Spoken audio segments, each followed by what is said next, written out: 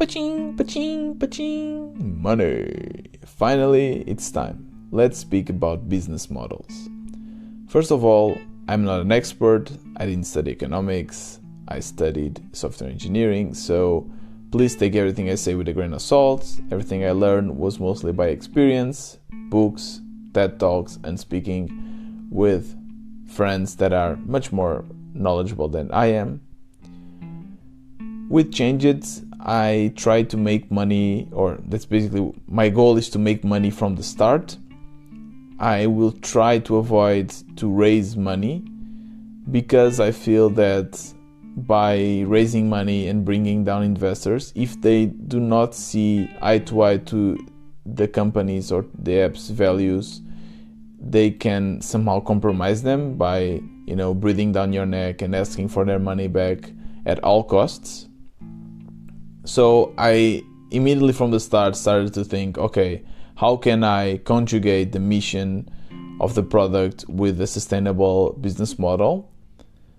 And some of the ideas, I will basically lay down the ideas that I had and the reasons why I crossed some and pursue others. The first idea that it was, advice to me to take was to use donations model, which is great. It's a great model because it's super easy to implement. You just basically have a PayPal link and ask people to contribute. The issue I had with that were basically two issues actually. First of all, I felt that if I was asking for money from my users, I would somehow owe them. So there are certain expectations that if I did not fulfill them, they would get mad and maybe, give bad reviews or just stop using the app. I can see, for instance, an example in another app called Klima, which is also a climate change app from Berlin. They do offsets. An offset are basically projects that take CO2 out of the atmosphere, and you can go there and donate to these projects. The app is amazing, but I saw a couple of bad reviews saying that, or asking why were they taking, 30% of the donation for their own. And I guess then they kind of judge how the company uses the money, and I don't want that. Anyways, for started, I used this model, or at least I explored it. I tried to see if people would donate money. There was a button in the app for both Android and iOS, donate button, and then also in the blog you can donate. And I can tell you that so far we only got 10 euros from that, which I really appreciate because it's for the money we got so far. It's actually, I think, half of the money we got from Changeit. But I'm not sure how many users you need to have using your app to actually get a donation. So I'm not sure if it's sustainable enough for your business. And in the end, I end up taking the button from the app because Apple rejected one of my releases saying that if I'm collecting donations, then I need to use their payment API. And I decided, okay, let's not focus on that right now.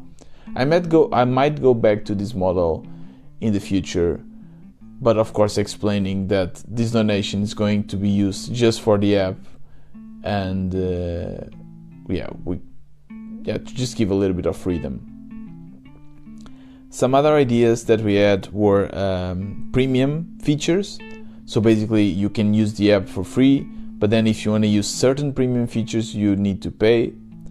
My issue there is that there's a lot of development to implement these premium features, because first of all you need a login, you need to collect the money, and you need to verify if the user paid the money and then activate this feature in the app, which can be a little bit troublesome to implement.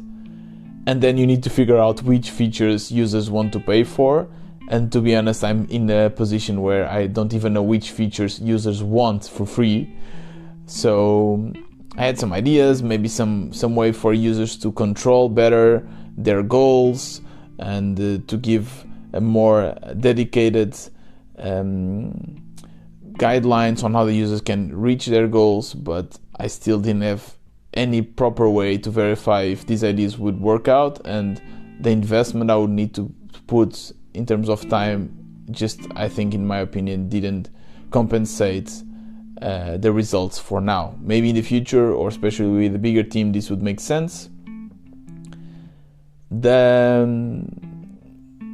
The other idea that I'm now actually currently pursuing are affiliate models, which is somehow kind of advertisement. I know what you're thinking. You're a sustainability app. Why are you doing advertisement? But hear me out. Our mission is to make sustainability accessible to everyone. And I realized from a lot of interviews we did with users that the main reason why people started to adopting more sustainable habits were because they were just accessible. So they started buying solid shampoos because they were being offered in their local store, or they are using non-plastic bottles, so like aluminum bottles or recycling bottles instead of plastic bottles because they were available in their companies.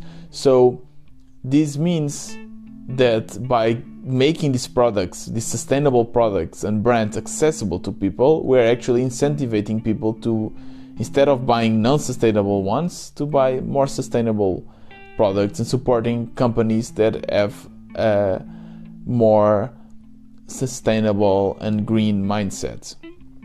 So yeah, that's kind of the reason behind it. I think, and I really believe that the Eco Store totally aligns with the app's mission. So then, of course, the idea is to have affiliates, which is also great because a lot of companies already have the affiliate model implemented. So you can just pick yourself the products you want to sell and you add it to the app. So these companies, they don't have any saying on what products you should or should not sell. They don't have any user data. So I think it's a much, better solution than just, having a bunch of ads in the app that we don't control. And so far we didn't make almost no money. We made, I think, 20 euros so far because the commissions are also not that high. I am mostly using Amazon as an affiliate provider. I know Amazon is evil, but to be honest, they still offer a great product. They have so many orders that they are able to optimize their routes so that they become quite sustainable. And they still support other companies because Amazon is just the showcase for other companies. So if we pick companies that have a green mindset, you are actually supporting them. Besides, when you open Amazon, imagine we suggest one specific product and the user is more into a different one, they can easily find a different product within Amazon and you still get paid.